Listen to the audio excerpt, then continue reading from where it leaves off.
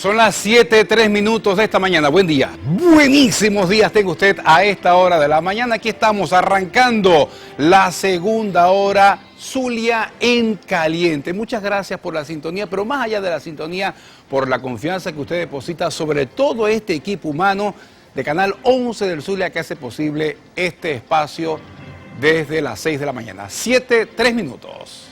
Bien, y recordamos el número telefónico 0412-164-3022 para que ustedes envíen un mensaje de texto con su denuncia sobre fallas en los servicios públicos o si tiene que decir algo sobre que le aqueje, sobre algo que le aqueje, lo puede hacer también hacia el número que permanentemente va a aparecer en pantalla. Y bueno, en esta hora de nuestro programa vamos a darle la bienvenida a nuestro invitado del día de hoy, que es Gualberto Machirrubí, el profesor y además secretario general de FETRA Magisterio, porque es muy importante el tema que vamos a tratar en esta parte de nuestro programa, que es el tema de la crisis por la que atraviesa el sector docente en todo el país. Una crisis que los ha llevado a vivir prácticamente en la miseria, con unos salarios que no alcanzan ni siquiera para comprar un paquete de harina de maíz precocida o medio kilo de queso, y no queda ni siquiera para medio cartón de huevo. Buenos días, profesor. Buenos días, muchísimas gracias a todos ustedes. Dirían por allí, entre periodistas te veas. Señor. En verdad, desearles a ustedes todo el éxito. Y ustedes, bueno, aquí hay suficiente. Por allá o por aquí voy a mirar, ¿por aquí? Yo siempre pregunto por si acaso. Ellos no nos van a indicar. Bueno. Desearles el éxito, en verdad, porque ustedes se caracterizan, tienen plusvalía, profesionalismo combinado con ese talento, y el Zulia pues agradece este tipo de programa informativo. Cuando, por ejemplo, Rogelio, que me ha entrevistado, Gerald, que me ha entrevistado, nos hace siempre una pregunta, y generalmente yo respondo con eso que se llama la perseverancia. Yo quiero felicitar a todos mis colegas que durante 4 meses y medio hemos soportado, desde el 9 de enero, hemos soportado estar en la calle. Pero más allá de esa lucha, yo quiero agradecerle también a los padres y representantes que como nunca han apoyado a nuestras maestras, a nuestros maestros. Y yo quisiera hoy darle pues ese aliento que necesitamos todos, porque cuando yo llegué anoche de Caracas y analiza lo que viene ocurriendo, analiza lo que puede estar cobrando una maestra en los próximos días cuando salga de vacaciones, da tristeza, da dolor. Yo creo que el llamado tiene que hacer a las autoridades educativas, a las autoridades nacionales. Es imposible, por ejemplo, que un muchacho o una muchacha que está esperando por ingresar o que ya ingresa vaya a tener de sueldo básico 171 bolívares con 22. 171 bolívares. Que tenga una prima asistencial y del hogar de 8 bolívares. Que tenga una prima de antigüedad de 10 bolívares. Que tenga una prima de aspectos propios de ejercicio docente de 17 bolívares. Y que le da un sueldo quincenal de 207 bolívares. ¿Para qué alcanza eso, profe? ¿Qué hacemos con ese dinero? ¿O qué hace un profesor con ese dinero? Hacer lo que vienen haciendo la mayoría, el rebusque. Y es lamentable que se incite a eso. ¿Saben por qué? Porque si hay una profesión que necesita dedicación, que necesita incentivación, es el que enseña. Todos los que estamos aquí, de una u otra manera, pasaron por las manos de una maestra, de un profesor, quizás les dejó el sello. Señor. Y no es solamente estamos hablando, y quiero ser extensivo este reclamo también para el sector universitario, que estamos al mismo nivel. Es decir, aquí desde el preescolar hasta los profesores universitarios estamos en lo mismo. Y si usted dice, bueno, pero ¿qué les acaban de aumentar? Bueno, saquemos esta cuenta. El bono de guerra económica, un maestro activo cobraba antes $45 y se lo bajaron a 30. Es decir, cuando usted lee el texto del decreto presidencial del 1 de mayo, que por fin salió, uno dice, ojo, está indexado, no puede estar indexado, cuando en la Gaceta dice el monto en bolívares, pero después discrecionalmente dice que el Ejecutivo verá. Es decir, yo veo si tengo cobre o no tengo cobre. Si no tengo cobre, te lo dejo igualito. Y luego, una cesta ticket que le quitaste $15 al bono de guerra económica, se lo pasaste a la cesta ticket para que llegue a 40. En total, una maestra, un maestro, con todo esto que están hablando, llega mensual a $16.09.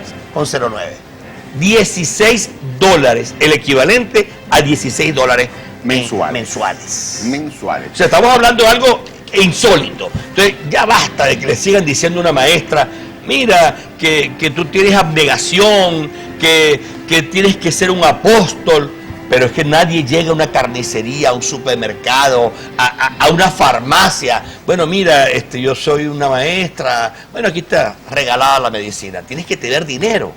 Y yo tengo aquí un acta del 21 de julio del 2021, que quedó sin efecto cuando un organismo llamado ONAPRE elimina a las primas o la cercena, como el caso de la prima de antigüedad que le bajaron el 50%. Es decir, que estamos hablando de algo insólito. En vez de la Constitución nuestra, y los que fueron constituyentistas recuerdan que el artículo 91 hablaba y habla, está escrito acerca de indexar. ¿Por qué? Porque dice que el 91, que ya todo el mundo se lo aprendió, que debe tener un salario que pueda con ello compensar la cesta de alimentos, la cesta básica de todos lo que significa sus ingresos. Y aparte de eso, el artículo 104 de la Constitución dice que es que el maestro, por su noble misión, debe tener una vida acorde a eso. Es decir, estamos trastocando todo, y en vez de haber una progresividad de derechos, en Venezuela, abogados que son laboristas, recuérdenlo, en vez de progresividad estamos en regresión, que es algo más delicado. ¿Por qué? Porque es un derecho humano que tú me quites a mí de un bono de guerra económica, en vez de dejármelo igual, me quites y entonces me digas te lo voy a pasar para la cesta ticket. Ambos sin incidencia económica. ¿Cuánto puede sacar una maestra ahora de vacaciones cuando salga, que le paguen 2 meses de vacaciones? 800 bolívares. Ojo, lo mismo del año pasado. Pero el año pasado estaba el dólar en 5 bolívares, con 23, con 43. Hoy amanece en 25, con 80, 83. Es decir, si nosotros, como lo vamos a hacer hoy, no salimos a la calle, vamos a la zona educativa, entregamos un documento, como fuimos a la gobernación, como estamos, no porque soy blanquito como el que tengo a mi lado, pero estoy negrito también del sol que estamos agarrando, y necesitamos hacerlo. ¿Por qué? Porque la gente dice, cuando se le baja el ánimo, pero no hemos conseguido nada. Yo creo que hemos conseguido mucho. ¿Saben por qué?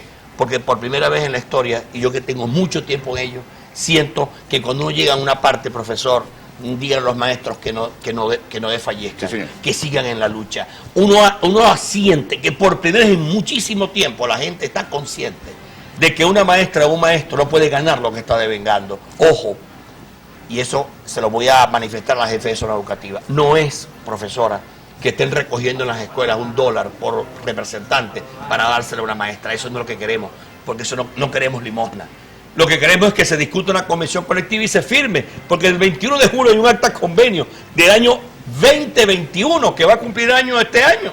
2 años esperando por una firma de una convención colectiva que mejore las condiciones. Y no estamos diciendo, no, que vamos a ganar $2.000. Ni siquiera le estamos poniendo un monto. Lo que queremos es sentarnos en la mesa, no a dialogar, sino a discutir y firmar una convención colectiva. Además han logrado la unificación del gremio docente y el acompañamiento también de los profesores, trabajadores, estudiantes de universidades, de liceos y de otro tipo de instituciones, porque cada vez que los docentes marchan, no solamente en el estado Zulia, sino en otros estados del país, vemos el acompañamiento de la gente, incluso hasta dentro de las instituciones educativas vemos a los muchachos de bachillerato reclamando un salario digno para el profesor. Los jubilados también se suben a esta protesta. Claro. Y es admirable, lo decías hace un rato, profe, lo decía usted, son 4 meses y medio y vemos la creatividad, vemos las ganas de los profesores. Creo que se han convertido en una punta de lanza de la protesta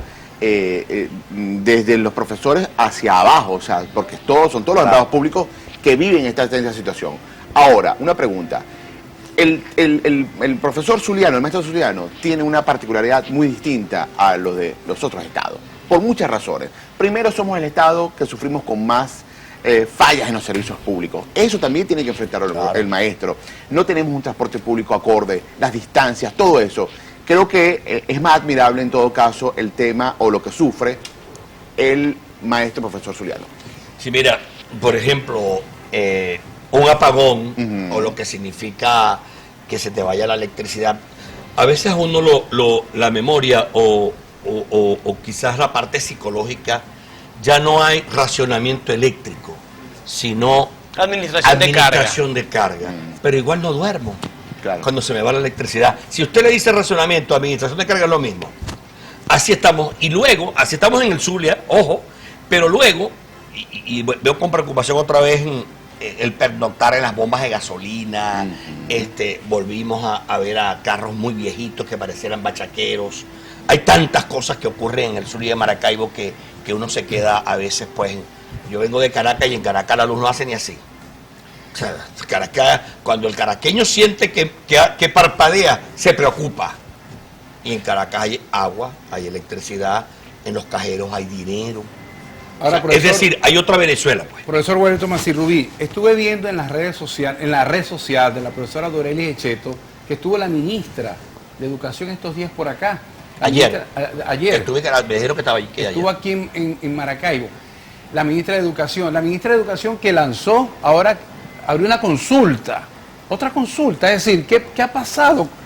Esa mesa que tenían de diálogo se paralizó. ¿Qué ha pasado con eso? Sí, mira, primero que una consulta, y advierto de una vez, la consulta es para distracción. Y dilatar. Claro, aquí no tenemos tiempo. Yo quiero que la gente lo entienda.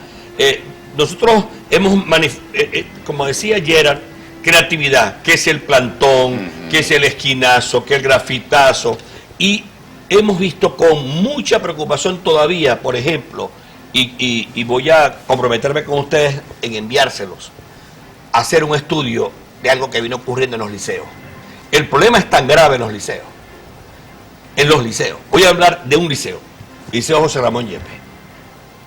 Hay profesores de matemática, física y química. Ahí estudié yo. Vaya por Octavio Hernández. Caminemos un poquito. Hay a ver cuántos profesores quedan. 12 o 10, de los cuales está la directora o el director y la subdirectora. Entonces nos quedan 7. 7 para dar cuántas materias. Yo recuerdo cuando ustedes estaban estudiando. Habían entre 12 y 10, algo así. Y había algo más, que un profesor, cuando yo fui coordinador de jefe seccional, como le decíamos antes, y si le colocábamos 2 programas, protestaba. Hoy en día, un docente da 5 materias, 6 materias. Yo soy profesor de biología y no faltaba nunca un modelo anatómico para que la gente sintiera, el muchacho sintiera la vivencia. O fuéramos a la fotosíntesis y viera cómo es el proceso de fotosíntesis, por cómo sale el oxígeno. Vaya a verlo ahora. Vaya ahorita a la Escuela Básica Nacional, la Resistencia. Me decía una maestra allá en Cujicito, que estuvimos la semana pasada en una asamblea, profesor, yo a las 11, si no me salgo del salón me ahogo, porque no hay electricidad y no hay ventanas. ¿Cómo rinde? ¿Cómo rinde? ¿Cómo rinde Eso es inhumano, es una condición ¿Qué inhumana. clase recibe en esas condiciones un alumno? La palabra clave, desigualdad social. Porque tu hijo, el tuyo, el que está yendo a Los Robles, por dar un nombre, o el que está yendo a otra escuela privada, tiene cancha deportiva, tiene clubes, tiene salón con aire acondicionado, tiene todas las materias, tiene todos los convenios. Anda tú entonces a un liceo, en donde en el liceo el muchacho, escuchen bien, y no es por un paro, resulta que Gerard Torres, mi alumno, tiene su docente en castellano, en geografía y en historia, pero no tiene en matemática, física y química. ¿Cómo ha hecho Gerard para probar matemática, física y química? Que le repiten la nota de geografía, de historia y de castellano. ¿Ya me entienden? Lo grave de lo que estamos diciendo, ¿no? O sea, la deficiencia en la formación académica que tiene el niño. Y yo creo que se quedó corto mi amigo Leonardo Carvajal allá en la UCAP, cuando se hizo en la UCAP, y ojalá que las universidades lo hagamos. Tenemos que ir visibilizando la gravedad de la educación pública en Venezuela. Ojo, que también ya está contaminando la privada. ¿Por qué? Porque si tú tienes un abogado que te va a hacer un documento y le ves los errores ortográficos, como ha ocurrido en el Tribunal Supremo de Justicia, que el mismo maestro dice, mira, tengo que devolverte el documento por los errores que tiene. ¡Ojo! ¿En dónde estamos llegando? ¿Cuál será el profesional del futuro? ¿O cómo será el profesional a la vuelta de la esquina, 10, 15 años?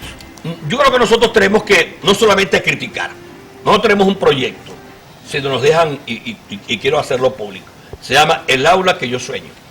Y lo vamos a hacer con la ayuda de algunos amigos empresarios, para que en una escuela tomemos un aula, otra aula, y le coloquemos pupitres, todos los instrumentos, y lo podamos vivenciar, porque lo que tenemos nosotros es que hacer es demostrar que la educación pública en Venezuela está raspada.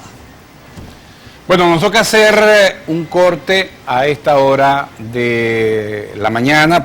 Me voy con un mensaje de texto. Esta es docente, una docente dice, sobre el hecho de que piden actividades y quieren que los directores y docentes resuelvan y no dan recursos.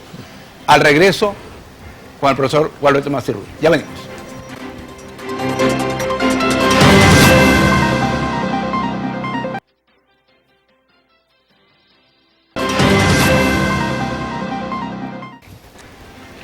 Bueno, 7 de la mañana, 23 minutos. A esta hora continuamos con Zulia en Caliente. Hoy con nuestro invitado, el profesor Gualberto Macir Ruiz, secretario general presidente del SUMI, secretario general de FETRA Magisterio. Con él estamos conversando, abordando todo lo que tiene que ver con el proceso de enseñanza-aprendizaje. Educadores, educadoras, padres, representantes y sobre todo los protagonistas, profesor. Los estudiantes, los muchachos, las muchachas. Sí, pero dejabas en el segmento anterior una pregunta, ¿no? Con respecto a las actividades, ojo, que son...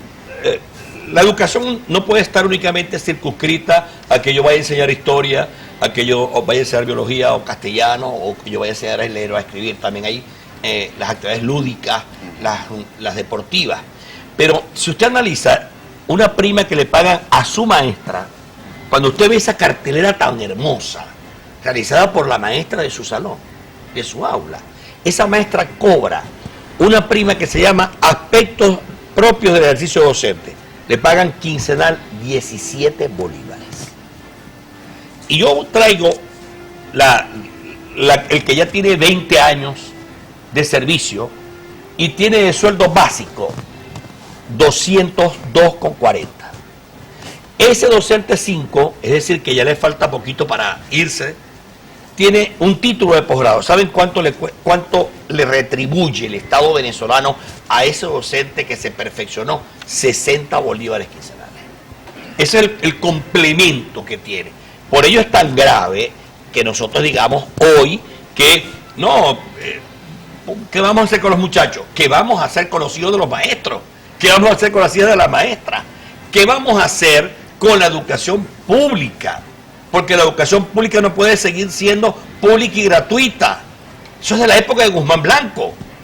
Estamos en el año 2023, tenemos que colocar la palabra calidad, porque ese es el apellido más importante.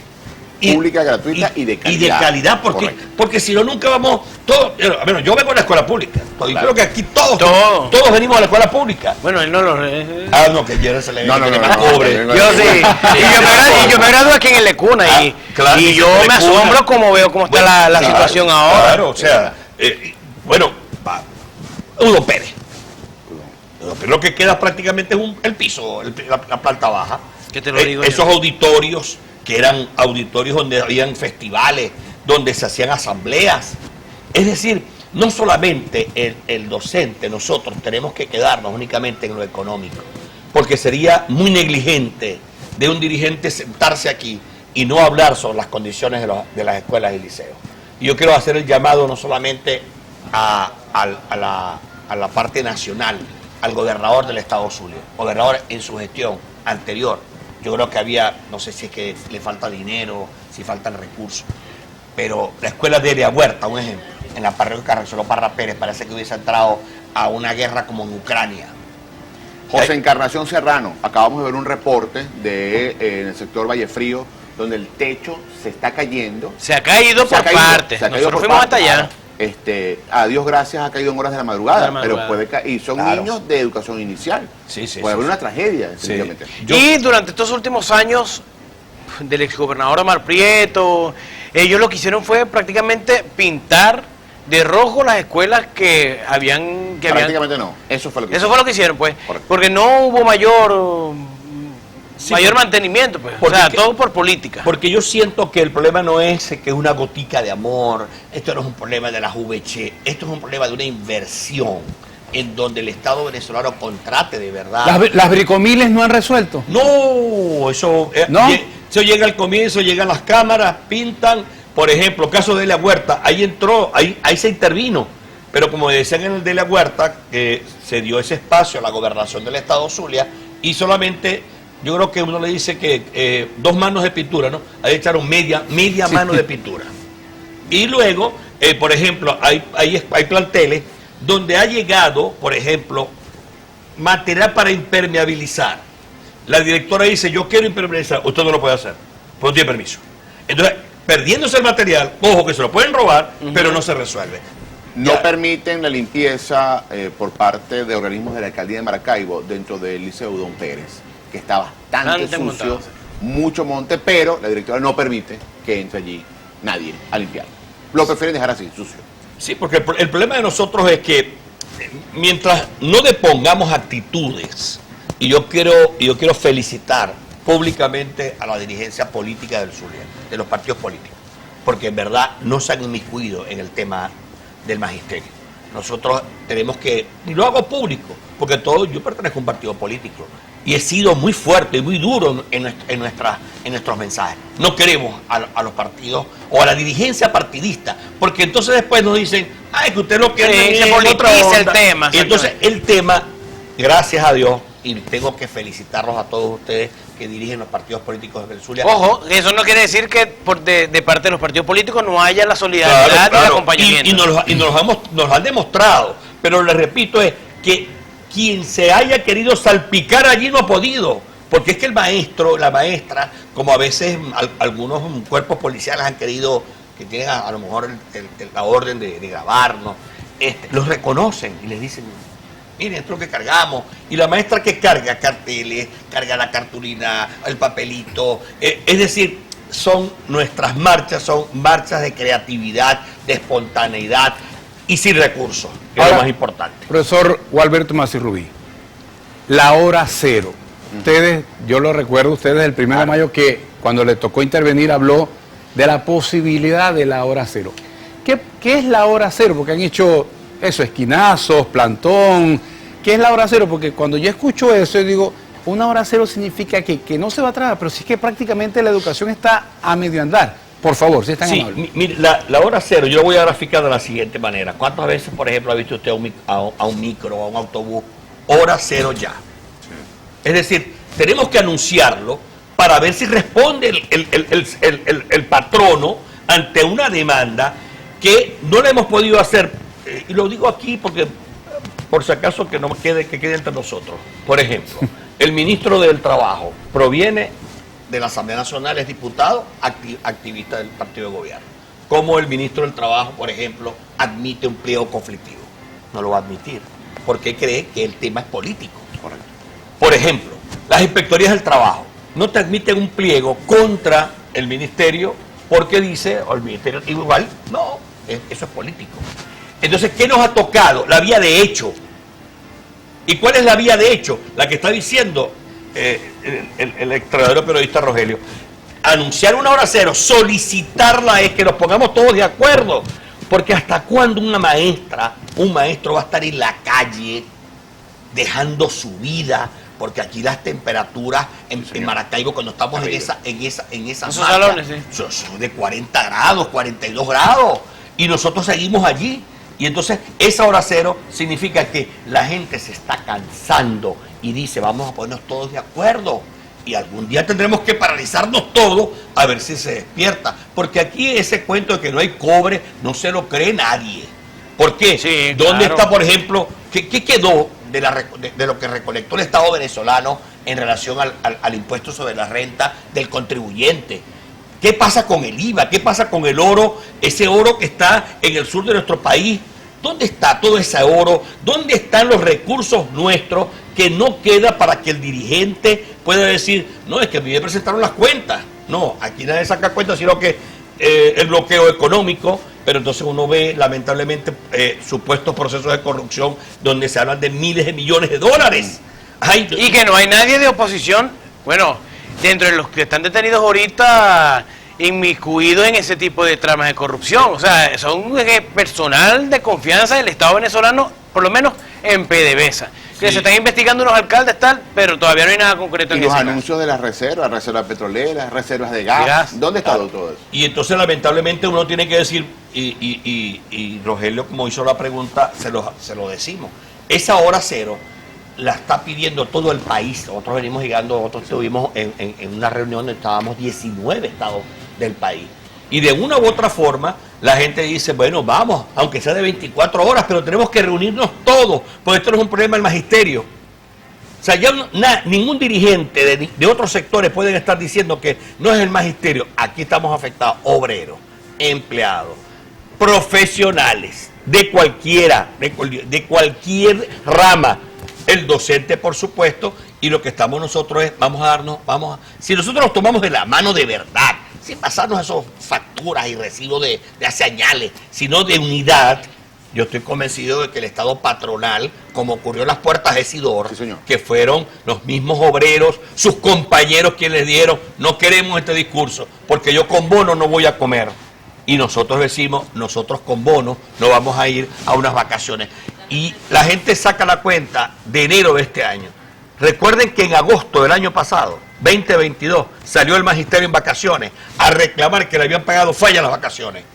Y logramos el cometido. Tuvimos una semana en la calle. A la segunda semana pagaron el bono vacacional completo, que lo habían anunciado que era para enero.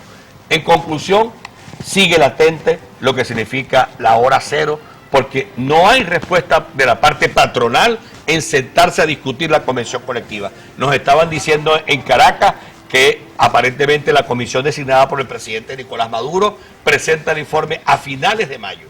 Nosotros decimos, ministra, siéntese de una vez y por lo menos vamos a resarcir, vamos a responder a esta acta, repito, del 21 de julio del año 2021, acta convenio. En esta acta estaban todas las primas, que si las volvemos a activar, estoy convencido, el maestro dice, espero entonces la convención colectiva. Pero sin acta convenio, sin ninguna prima mejorada y sin ninguna convención colectiva, ¿quién se devuelve a la escuela tranquilamente con las manos vacías? ¿La hora cero pudiera ser el rumbo hacia una huelga general o eso ya es su palabra mayor? Yo creo que no están dadas las condiciones en Venezuela para una huelga general, porque ese es un tránsito muy, pero primero un camino muy tortuoso. Segundo, la dirigencia sindical nacional, y me incluyo, está en precariedad, en la falta de organicidad, de organización. Se siguen sumando lo que se llama la división o en vez de concentrarnos, nos dividimos. Falta mucho por recorrer, porque si no hay dirección y organización, no hay triunfo. Parte de lo que hemos logrado cuando vamos a esas marchas es que sí discutimos en las asambleas, pero cuando las hacemos parroquiales. Pero cuando vamos a una asamblea general, no, vamos en la mano todos y después nos criticamos, mira, pasó esto, no pasó esto. Es decir, aprendimos a querernos, aprendimos a algo que perdimos en Venezuela, la tolerancia. Pareciera ser que es más fácil no tener tolerancia, dividirnos, que tener tolerancia de decir, sí, Gerard tiene esto y esto positivo, tiene esto negativo, tiene que mejorarlo, pero no ver siempre a los demás en negativo y solamente me veo yo en positivo. Creo que falta ese toque en Venezuela para lograr una mayor unidad de la parte sindical. Profesor, y en estas conversaciones que se han realizado entre el mismo gremio a nivel nacional, ¿se ha hablado sobre alguna fecha para la realización de esta hora cero?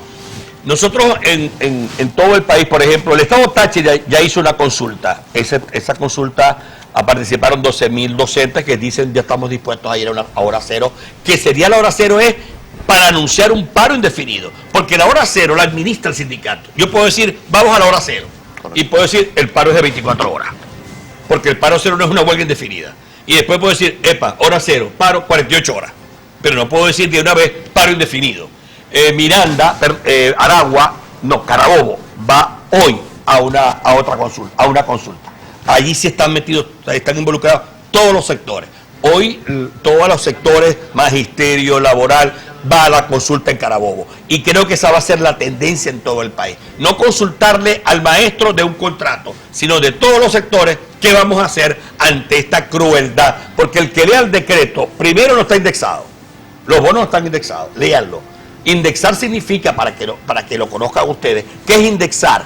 no es que me dolarices el sueldo en función del valor que da el BCB. Indexar significa, y lo saben todos los economistas que me están viendo, y gracias al profesor Rodrigo Cabezas que me envió un excelente documento, indexar significa que yo debo ganar el equivalente a lo que establece el Banco Central en función del mínimo, la cesta básica, que son 500, 600 dólares. No lo que dice el decreto que habla es de lo que da una redacción en donde la discrecionalidad dice al final, el Ejecutivo verá o una palabra que no es la que se establece en cualquier convención, en cualquier decreto, donde yo estoy seguro. Por ejemplo, ya no puede haber para finales de este mes cesta ticket de 1.000 bolívares, porque el dólar se movió. Entonces, pero la Gaceta dice 1.000 bolívares, ¿cómo la vas a mover? Es decir, hay ambigüedad en la Gaceta del 1 de mayo. Y finalmente, en esto quiero hacer mucho hincapié. El magisterio va a estar en la calle, va a seguir en la calle, y nosotros no estamos amenazando, nosotros estamos cumpliendo con lo que establece la convención colectiva de asambleas permanentes, que quedan a discrecionalidad del sindicato o de los sindicatos establecer esas asambleas permanentes, que son asambleas de ¿qué? Protestas de calle, de grafitear, de establecer un contacto con la gente, y el agradecimiento eterno a cada uno de ustedes que cuando nos ven, cuando ven a la maestra, la hacen así y le dicen sigan adelante. ¿Qué nos están haciendo? Bueno, nos corresponde hacer una nueva pausa a esta hora. Vamos a una pausa y ya venimos con más de Zulia en Caliente por el canal 11 del Zulia, es nuestro, ya venimos.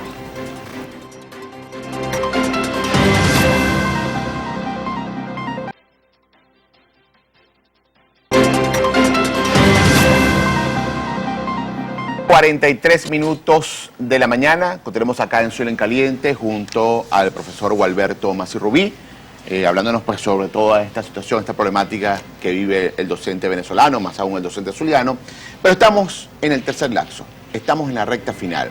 Conversamos con algunos padres y representantes que también, bueno, muestran cierta preocupación por eso, pero sabemos que eso está también de alguna forma, se ha terminado con ese proceso. Explíquenos un poquito sobre eso. Sí, ya prácticamente formó parte de la discusión que tuvimos en Caracas, ¿no? Julio para el maestro y para los muchachos de diciembre. Sí. Eso es mentira, que aquí va a haber un conflicto en julio. Y que va a afectar a los muchachos. Porque es imposible. O sea, la cultura nuestra, la cultura del docente es promover. Porque para eso es docente, para promover en sus estudios al muchacho que se va de sexto grado para primer año, que pasa por ejemplo, el caso del preescolar, por darle un nombre. La maestra llora porque se le va el muchachito para primer grado. Eso es algo que es normal. ¿Por qué? Porque forma parte de esa concepción pedagógica del maestro. Igual la maestra de sexto que se le va el muchachito, Edwin, para primer año. Se me va el muchacho. Es decir, forma parte de esa cultura. Claro. Nosotros tenemos que apretar, como decimos nosotros, en cuanto a la protesta, porque se nos está terminando mayo, y en junio es el último mes para promover a la gente en cuanto a las evaluaciones. Nosotros no podemos, y en esto queremos dejarlo claro, nosotros no podemos jugar a perder un año escolar, porque el cierre es técnico por parte del Estado venezolano. Aquí hay un cierre técnico de la educación pública venezolana.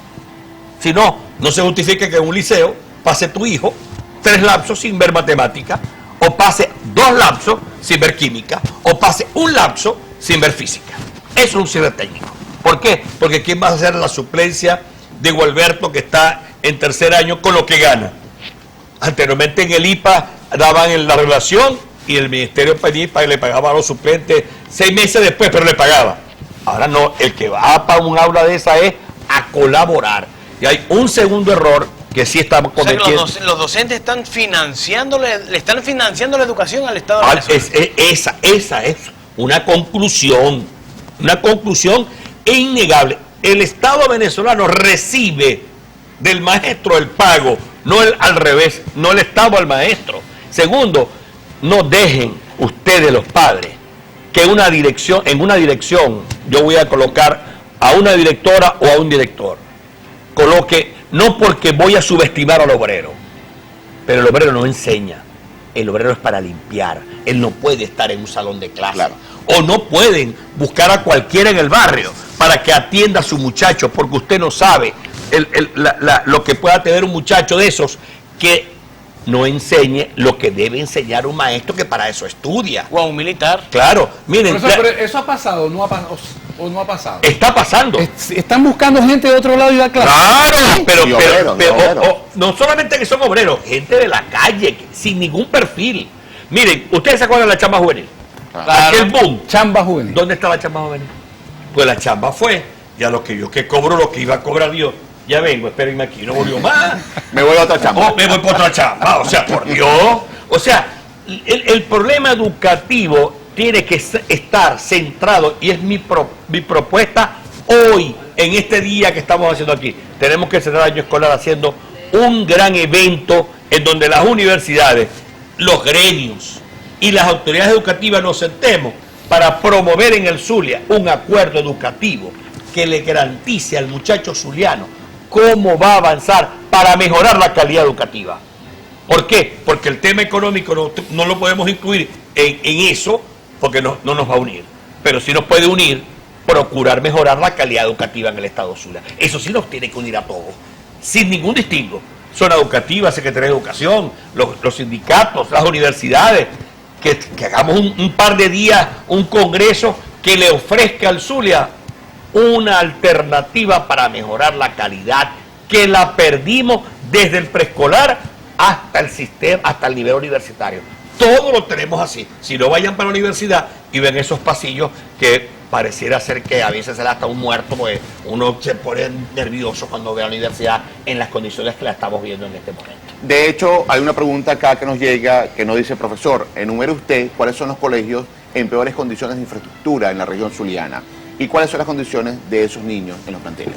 Voy a dar una cifra que puede ser y resultar que a lo mejor no lo pueden creer, pero nosotros consideramos que entre el 80 y el 85% de las escuelas en el Zulia no están aptas para la hora. No están aptas. No tienen aire acondicionado, no tienen electricidad, no tienen... Porque el otro 15% estaría incluido ahí las instituciones privadas. Claro, claro. Tienen la posibilidad de mantenerse definitivamente. Por ejemplo, cuando el COVID, el Estado abandonó las escuelas. ¿Qué hicieron los agaletones y los malvivientes? Se llevaron los cables de electricidad. No hay cable de electricidad en las escuelas. En la mayoría, casi en el 100%. No hay agua potable. No puede ser posible que en un liceo o una escuela el sanitario de las niñas sea el sanitario de los niños y sea el sanitario de los profesores. O como nos ocurrió seguir muy lejos, en la escuela del Regidor Blanco, aquí en Delicia Norte, frente a un centro comercial, que me decían las maestras allí, que tenían que esperar que abriera el centro comercial para ir a orinar, para ir al baño. Oh, ¿qué es esto? O sea, si usted me está diciendo que les enumere, no hacemos este programa, tenemos que venir, hoy es jueves, viernes, hacemos el otro lunes, martes, miércoles, y podemos terminar quizás en julio.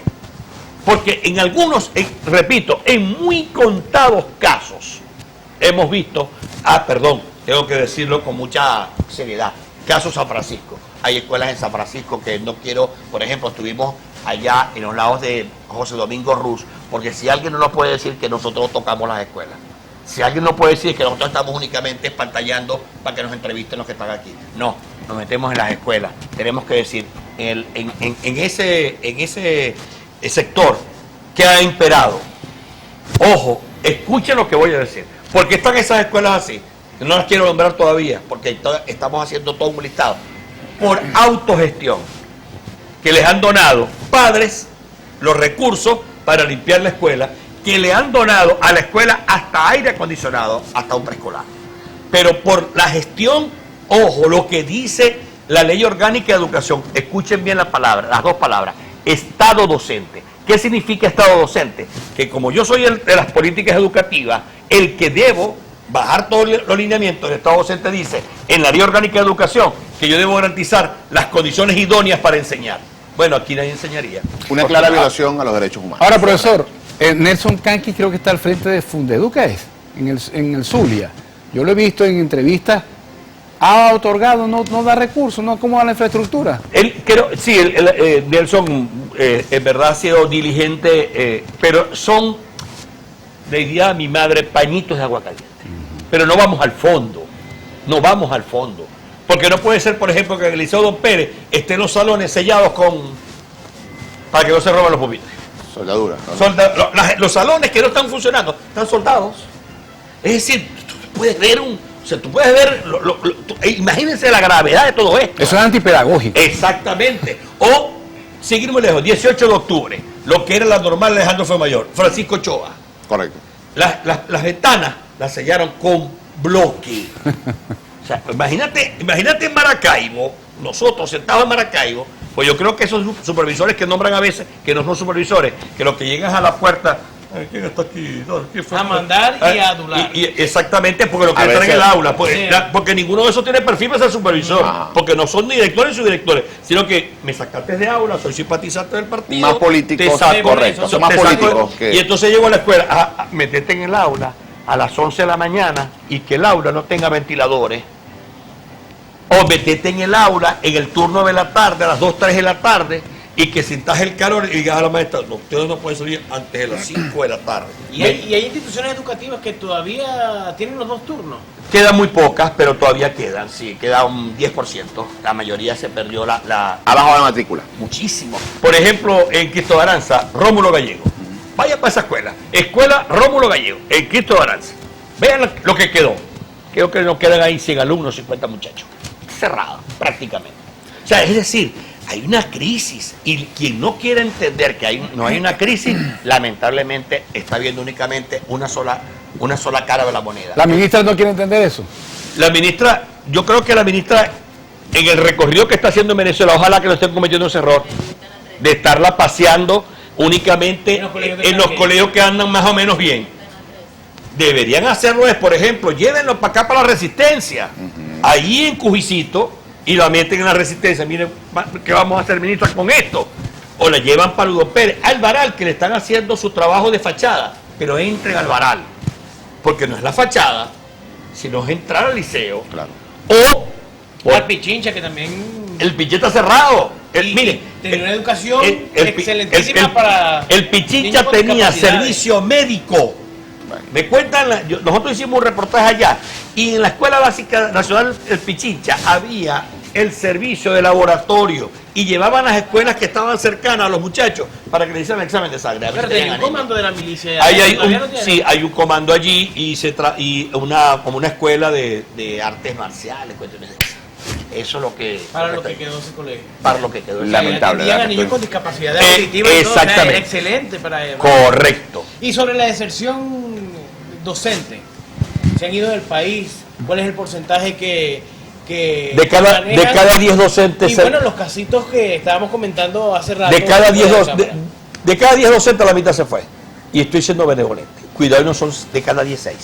Así está la profesional.